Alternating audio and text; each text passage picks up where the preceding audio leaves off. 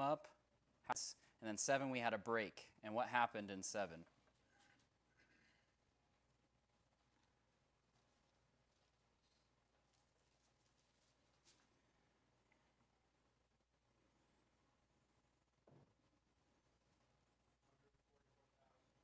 Yeah.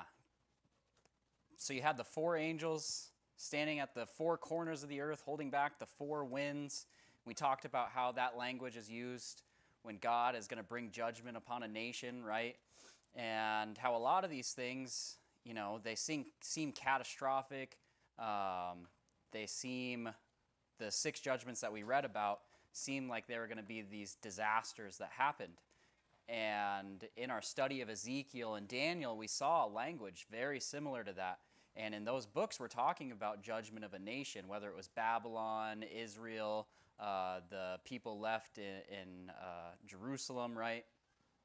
So we have these judgments that seem to be against the nation of Rome. And when we get later on in the book, it's going to get even clearer that God is going to bring judgment upon the nation of Rome. There's things in there like we'll study tonight, that the people that he's going to persecute are on a mountain. Well, what is one of the nicknames for the city of Rome? It's the city on 7 hills, and that's been referred to for centuries.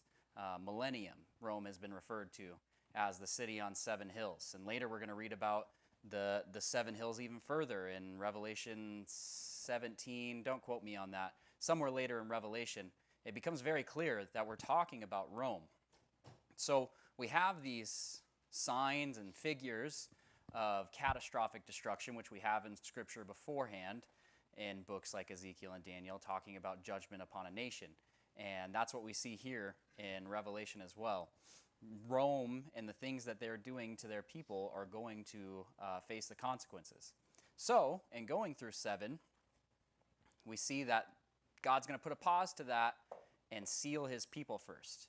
And we talked about the significance of the 144,000, the figurative nature of it, right? 144,000 is brought up later, and it says that all 144,000 of them were virgins and that they were men, right? And so there's no other precedent in the Bible that says that only virgin men are going to heaven. So it's figurative that these people are pure and cleansed, and that's all done because of God sealing them.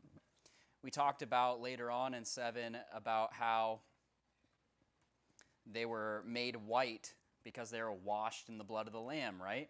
And we compared that to baptism. We know that you have to be washed with the blood of Christ in order to be considered right before God. And we talked about some verses that go over that, things like Romans chapter 6, 1 Corinthians 6:11 says that they were washed to stay away from those profane things. He lists a bunch of things that God hates in 1 Corinthians chapter 6. Kobe brought up the conversion story of Paul. We talked about the Philippian jailer, how his stripes were washed that night. So that's where we left off. Verse 14, they washed their robes and made them white in the blood of the Lamb. And this is that multitude that God sealed in order to bring his judgment upon his people. And remember, physical harm has happened to God's people before, even the ones who are righteous, but he says in the end, I'm going to make sure you're okay. And this is the comfort that they have for that. Remember, they were crying out, why are you doing this? And, well, here's the response. Okay, verses 15 and 16 in chapter 7. Anything on 7 up until that point? All right. Verses 15 and 16 of chapter 7 say, therefore they are before the throne of God and serve him day and night in his temple. And he who sits on the throne will dwell among them. They shall neither hunger anymore, nor thirst anymore. The sun shall not strike them, nor any heat. And for the Lamb who is in the midst of the throne will shepherd them and lead them to the living fountains of waters. And God will wipe away every tear from their eyes. All right, is anybody getting more, like Old Testament imagery, reading those sorts of things? Almost like Edenic language of like the Eden garden, right? The sun didn't hurt them. This is a perfect place. Just sort of the imagery that is going along with the book of Revelation. All right, some things here in those 3 verses. It says in 15 that we're going to serve him day and night. And if you think about, some of the decrees that had come and are going to come before the Roman people, what were they to do? They were to do once a year was to worship the emperor in some imperial temple. That was a Roman decree that they had, right? So they had to serve him once a year, and God says in 15, well, what are you to do with me? You're to serve me day and night, and that's what his people do.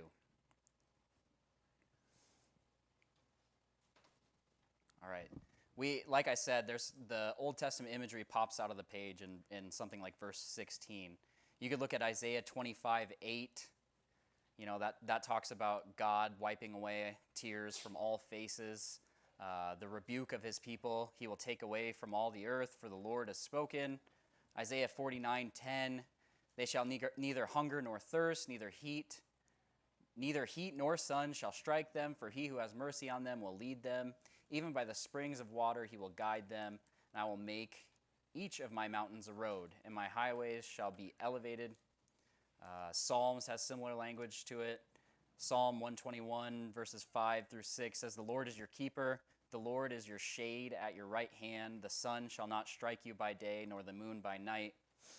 And then later on in Revelation 21, you're going to see God's going to wipe away every tear. The comfort that these people needed in the face of such, atrocities that are happening to them. All right. That is chapter 7, the 144,000, the white-robed multitude of every tongue, of every people, of all the races of mankind since the beginning of time until the end of time. And they're doing what? They're worshiping God and the Son of God day and night. And that's sort of the pause that we have from opening of the 6 seals, and then Revelation chapter 8, we're going to open up that last seal. And I kind of talked about this before, but this pattern is going to repeat itself. We're going to open up 6 of them. There's going to be a pause, and then the 7th one is going to kind of be a transition into the next one, at least this between the seals, and then 8, we're going to talk about trumpets, okay? So, do I have a reader for, what do we want to read?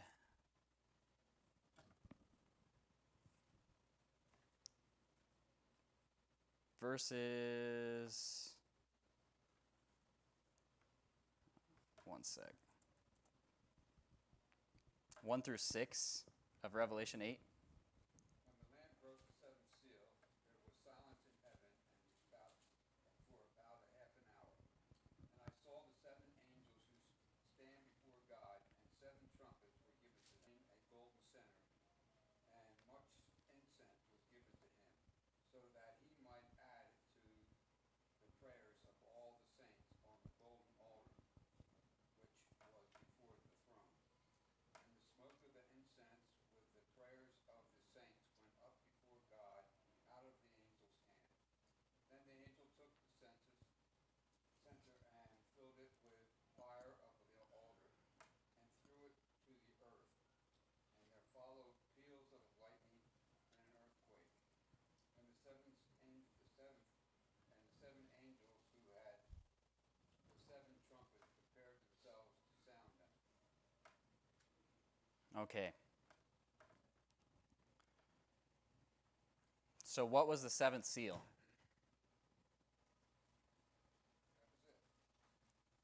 What was it? 7th seal. What was the 7th seal? Silence, right? Almost anticlimactic. And you kind of get the sense that it's the calm before the storm, right? They held back the winds, then there was silence for about half an hour. And whether, remember we're in a vision right now, whether that was a literal half an hour, what is it? 2 Peter 3 says that to God 1,000 years is a day, and a day is 1,000 years. There's precedent in the Bible for time to be used in a figurative sense. So whether this is a literal half hour or it's just this indefinite amount of time, this build up to what's about to happen, they open the seventh seal and then there's silence for about a half an hour. I don't think it changes the meaning whether we look at it as this incomplete amount of time or a literal half hour, but the meaning remains the same. It's sort of this calm before the storm, right? All right, and then you see 7 angels appear who stand before God, and to them were given 7 trumpets. All right, can anybody think of story or account where trumpets were used? Gideon, yeah. What manner were they used then?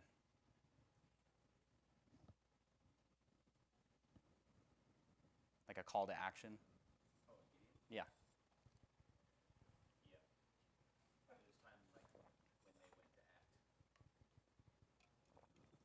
Yeah, we've all seen movies, right? Before the men march, the trumpet blows and then they all charge or whatever. It calls, whisper under their breath, Jericho, right? They blew the horn. And on the 7th day, they blew it 7 times. In Numbers, it was used to assemble the people. God told the people to blow the trumpet and then assemble them. Numbers 10, verses 2 through 10 talks about that. Of course, you have Judges 7, Jeremiah 6:1. It's a signal for men to attack or warn of war, right? And then Joel, you also have the use of trumpets. And in Joel 2:1, I'll just read that for you because I don't know if we're all familiar with that one.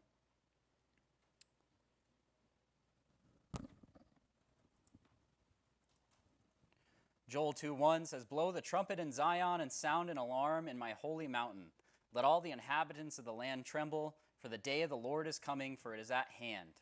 A day of darkness and gloominess, a day of clouds and thick darkens. Like the morning clouds spread over the mountains, a people come great and strong, the like of whom has never been, nor will there ever be such after them, even for many successive generations."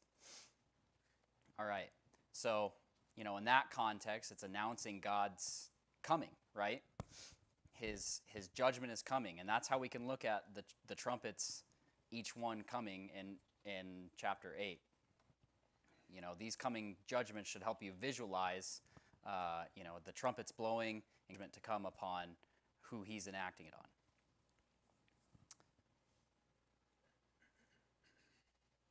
All right, so the first, we didn't get to the first trumpet yet. Okay, in verse 3, it says that the prayers of the saints came up. We've kind of talked about this before. Does anybody remember what the golden censer, the incense was? The prayers of the saints. Yeah, Revelation 5:8 says, "When he taken the scroll, the 4 living creatures and 24 elders fell down before the Lamb, each having a harp and golden bowls full of incense, which are the prayers of the saints." All right. And in Scripture, even in the New Testament, you have this comparison of heavenly things being instituted on earth. That idea exists a lot in the book of Hebrews. Okay, so Hebrews 8:5 and Hebrews 9 both talk about the old things were a copy of the prayers of the saints being represented by the golden bowls of incense. And that should just kind of get that's where your mind should be, like trying to make these parallels. You really need to be a student of the Old Testament to see these things, and that's kind of why we want to do this class, so we understand Revelation in a way that is useful to us as Christians, right? But Hebrews 8:5 says, in verse 5, "Who serve the copy and shadow of the heavenly things, as Moses was divinely instructed when he was about to make the tabernacle. For he said, 'See that you make all things according to the pattern shown you on the mountain.'" So the pattern that was shown to him was a copy, seemingly, of heavenly things. And that's the parallel of the golden bowls of incense, that smoke was compared to the prayers of the saints being lifted up before God. Hebrews 9 talks about that too. "Therefore it was necessary that the copies of the things in the heavens should be purified with these, but the heavenly things themselves with better sacrifices than these. For Christ has not entered the holy places made with hands, which are copies of the true, but into heaven itself, now to appear in the presence of God for us. Now, in the context of Hebrews, the Hebrew writer is trying to get it into the head of people who want to hold on to the law of Moses, that, these were just copies. We've instituted something much better. That we had physical copies. Now our worship is represented in spiritual copies, right? If your heart's not in it, then what's the point? But that idea of comparing heavenly things and representing it with something physical on earth has existed for a long time. And that's where Revelation is going with that.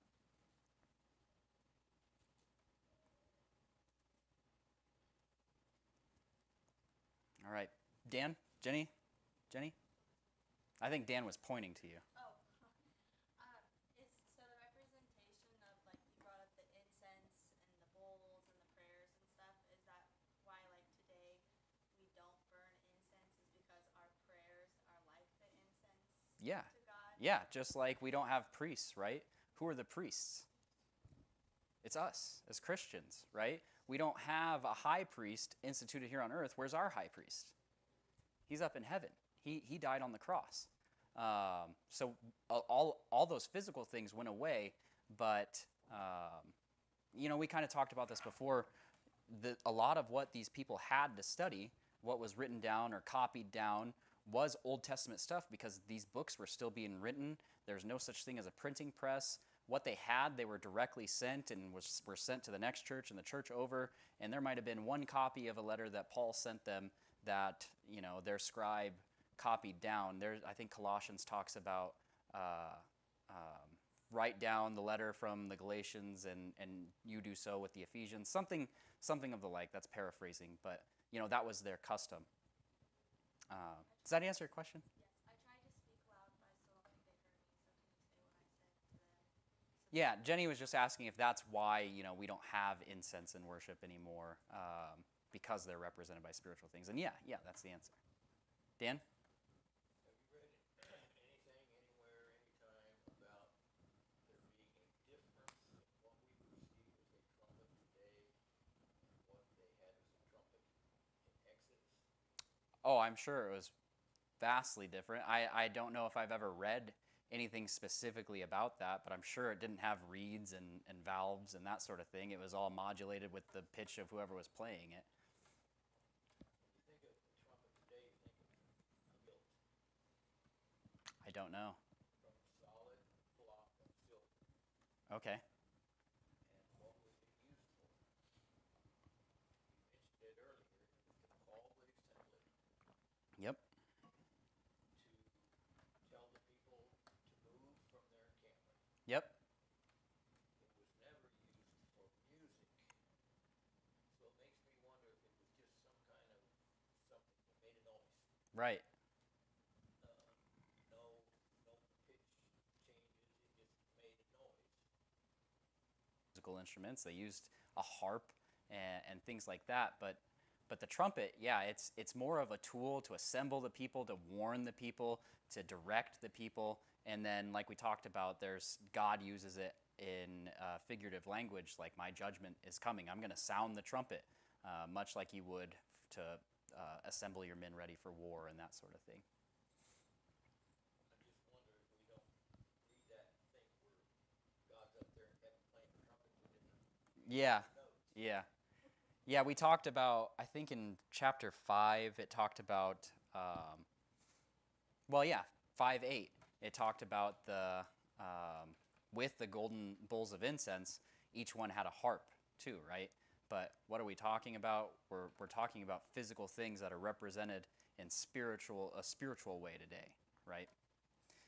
And verse 4, and the smoke of the incense with the prayers of the saints ascended before God from the angel's hand.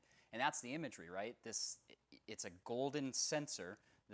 It's like a ball, right, on a chain, and it's swung around, and smoke comes from it. But the imagery that you get is that smoke is making its way all the way to God. And what is that smoke? It's the prayers of the saints. So there's a line that you draw, right, to this imagery that the John is trying to get us to see, or the vision that was given to John, right? I think so. They do a lot of stuff. Yep.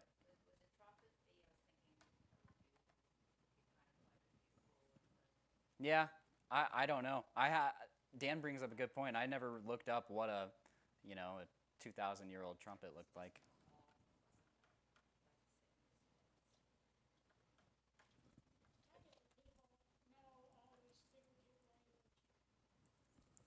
How would they know this figurative language?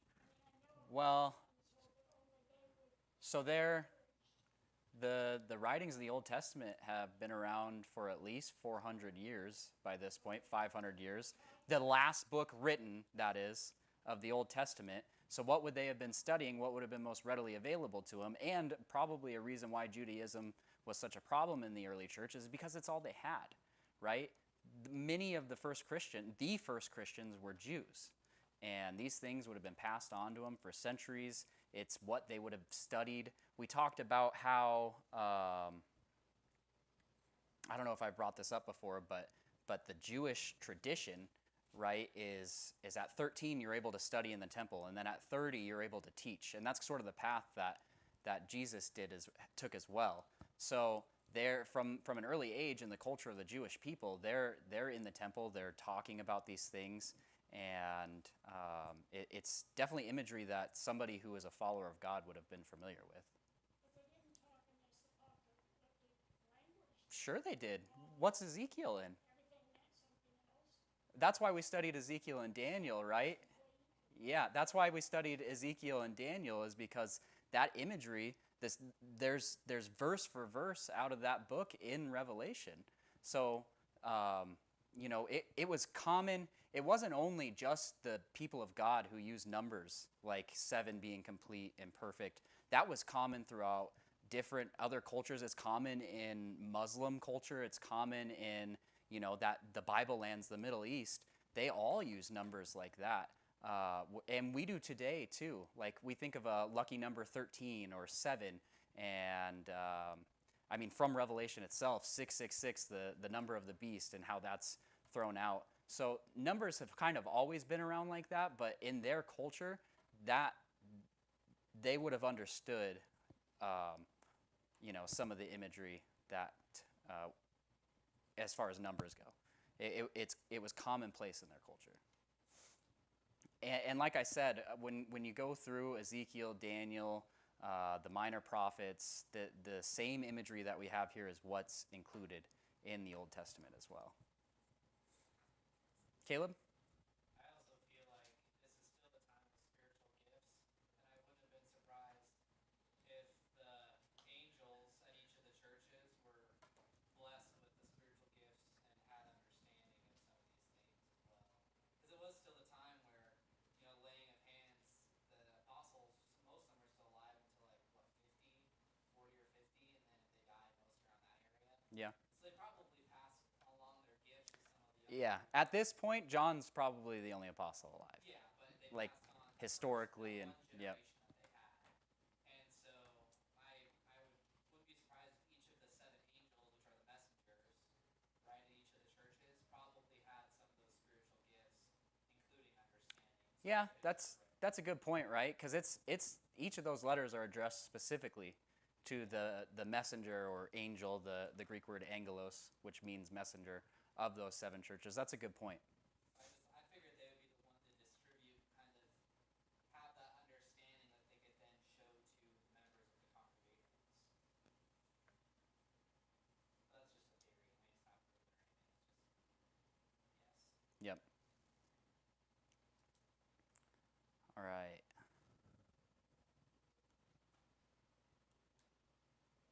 Kind of lost where we were. I think we were in verse 4.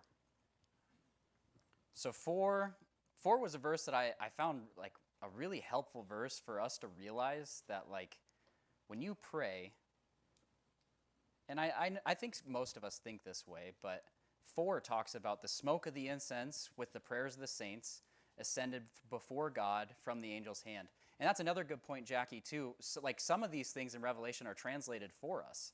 Like we're told that the prayers of the saints are the golden bowls of incense. And so you're led on a path to look for those sort of things. But you said that it was cultural that people talked in numbers and stuff. Then how was this? Because I always been told the revelation was special, so it encouraged just the Jews, not everybody else that was going to go through this. Okay, that's a good point. But like, so you have things like numbers, but that's not widespread throughout. Like when you look at something like God says that He's gonna, the mountains are going to be swallowed up by the sea, which we're going to read as one of the 7 trumpets blowing up, being blown. Well, where else does God talk about mountains being swallowed up or burning with fire? Or where else does God talk about hail and fire falling down? And then you look at something like Exodus, right, which would have been common knowledge to, I would think, most people. That's the beginning of their history as people under the law of Moses, right? So yes, some of it was widespread known, like the numbers thing. And I'm not saying every single person knew exactly what 3 and 4, but religious people who followed after God, I think, would be familiar with that. It wasn't particularly the Jews, right? Because most of these churches were not in kind of that Jewish territory, right? A lot of those cities did have a high Jewish population.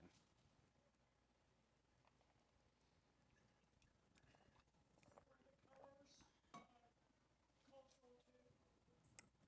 Yeah, Darren brought up a good point. The Iranian flag is red, white, and green, or red, black, and green. Is that what it is? Red, green, white, black. Red, green, white, and black. Basically the And colors we talked about on the and the colors that we talked about, the 4 horses, they sort of have something similar to that in their culture: red, green, white, and black. And their flag is represented by that. everything in that area is Yeah. you can look at multiple flags in multiple Yep. countries And then you in question, that region, and they're all the same. yeah. After you said that, I started questioning it. I'm like, why would that be in their culture? And then, Muslim didn't really, the Islam didn't really start until what, 500-600 years after Christ died. So they had a long time to be able to steal some of the things in there too. Dan, I think you've had your hand up, and I don't know if I've gone to you. Oh, you did.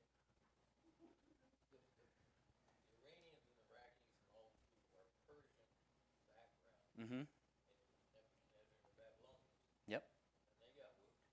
But they still think that Persia is a mighty world power. Yep. God just kind of said, no, you ain't. Yep. And then they were stomped by the Greeks, and then along came the Romans. Yep. And they lasted a long time. In fact, it was in 63 AD when we considered Rome as a world power, and then they lasted till 600 something. Yeah, I don't quite know the fall of the Roman Empire, but it was well past 500 AD. So let's just say 500. That's a long time. None of us are going to be around that long. But how long has this nation been a nation? 275 years Yeah, next year. near that long. And it took that long for God to take care of all those 250. So I begin to wonder, how long, God, will you put up with this nonsense? Yeah, that's that the Roman people were doing. You look around in our culture, I look at something like abortion, right? And I look at, some of the rampant disregard for some of the things that God says He hates that just are prevalent in our country, and you wonder, a question like you're asking. I got to thinking about the old time movies that we see on TV. When you see trumpets and Rome and all these nations, what does the trumpet look like? Like a trumpet. Yeah, and they're playing music, Yeah, tones up and down. yeah. And back then, I don't think they had that kind of stuff. It was just a method to call people together and send them away. Yep. But we put our manufactured vision of what a trumpet is today back in John's time. Yeah. And you got to be careful about doing that, for sure. All right. Anybody else have anything? Okay. I just thought 4, like I said, was a good verse for us to visualize our prayers making it before God. You know, that's an awesome illustration that we have. And then in 5, the angel took the censer, filled it with fire from the altar, and threw it to the earth. And there were noises, thunderings, lightnings, and an earthquake. All right, so the fire from the altar, this is seemingly the response to those prayers. The prayers make it to God. And what does the angel do? He takes the fire from the altar and he throws it to the earth. All right, so obviously we have some imagery, and then it's our job to figure out what that imagery is. So we look at Scripture, right? So the response to the prayer, we've seen stuff like this before. You can go to somewhere like Ezekiel 10:2. All right, so Ezekiel 10:2, visions happening to Ezekiel. A man in linen comes up to him. He's one of 6 or 7 men. And he says, go in among the wheels under the cherub. Remember, Ezekiel's vision had the wheels, and there were four creatures within the wheels, right? And he says, fill your hands with coals of fire from among the cherubim and scatter them over the city. And he went in as I watched.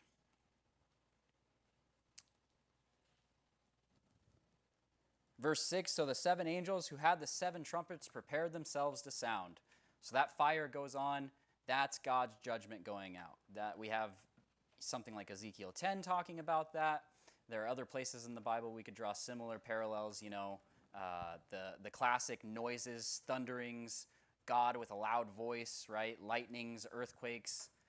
That 6th seal was cosmic disturbances. You know, this sort of natural disasters used to describe God's might and power.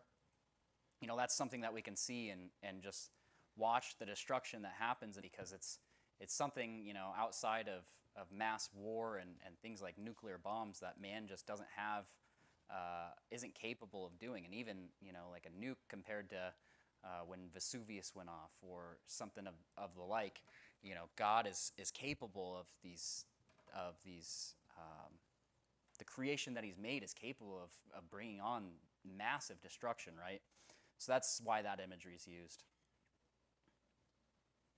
All right, so before, when we were talking, we sort of went through the 6 seals, and it talked about judgment coming in quarters. Now, and we talked about this before, the judgment's going to be larger. It's going to come in thirds. So it's getting bigger and bigger until his judgment is going to be complete, right? But it's not finished yet. Ezekiel 5 uses thirds. Zechariah 13 also uses thirds to describe God's judgment. And it's sort of this idea that it's restrained but severe. It isn't global, but it's subject to a nation. And that nation, in the context of Revelation, would be Rome. All right, can somebody read the first trumpet? It's just verse 7. First angel sounded, and hail and fire followed, mingled with blood, and they were thrown to the earth. And a third of the trees were burned up, and all green grass was burned up. All right.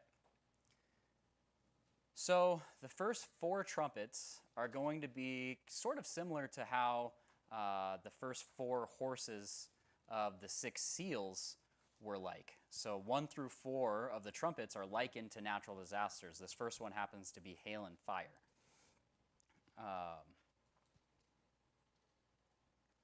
And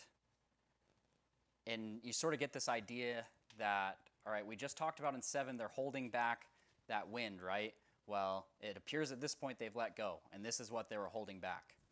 The angel at the 4 corners, right? And Jackie, I'm going to talk about numbers. 4 is this idea of what? If you look at it contextually, biblically, when 4 is brought up, what context is it usually in? Yeah, God's creation, the idea of nature. So the 4 horses, the four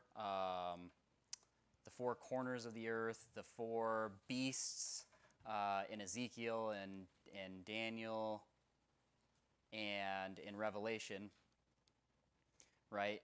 The idea of God's creation. And the first 4 trumpets here are natural disasters to happen upon the earth. Do we see God using hail and fire in scriptural context? What would that be in? Sodom and Gomorrah, that's a good one. How about a little later than that? He destroys armies with hail. What was the 7th Egyptian plague? You remember that off the top of your head? It was hail mingled with fire.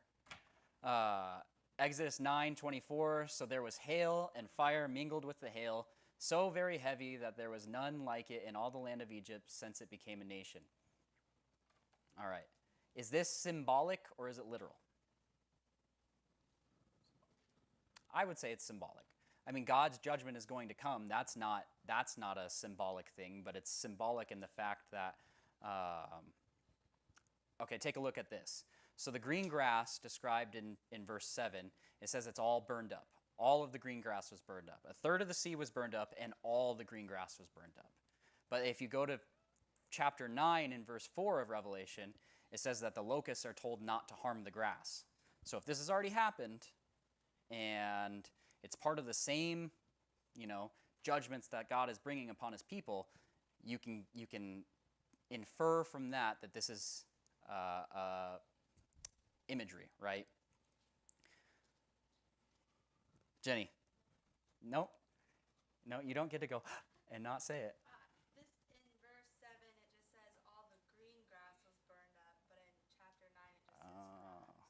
Oh, good one.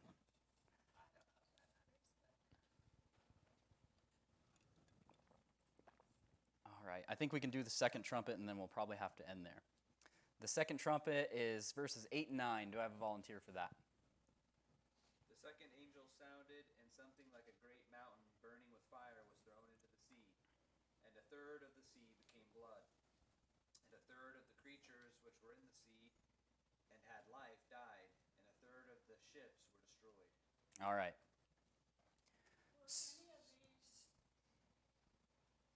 any of these things, sounds, available to other people besides the Christians? Right now, John's the only one seeing the vision. Like it said a third of the stars of the sun was gone, so it would be dark. Yep. Is it literally dark or Nope. just dark? So it's a vision allowed to John to be able to relay to his people that judgment of God is coming. And much like, and I'm going to keep going back to this, much like Ezekiel and Daniel were given visions to be able to tell the people, remember the statue? There wasn't a literal statue. That was a vision that he saw that was shattered to pieces once Christ came, and it was represented by different materials, and there's beasts in visions there. This is a vision that John's having, and he's seeing these things, and God is letting him see it and write it down. And like I said, there's things like, so Rome is described as the city on 7 hills, right? Or mountains. Hills over there are often called mountains, right? So Rome is a city on 7 hills or 7 mountains, and what do you see in 8? Something like a great mountain burning with fire was thrown into the sea, right? Rome is going to be thrown. Is Rome literally going to be thrown in the sea? No, but it's this grandiose imagery used to describe God's coming judgment on the people. How is this given to the Christians? It Are they given it on papyrus or just verbally? Or? So I'm assuming it was written down and given to each of the 7 churches, because that's what Jesus told John to do in chapter 2. I don't know exactly how that was carried out, but if Jesus told John to do it, I'm sure he found a way to make that happen.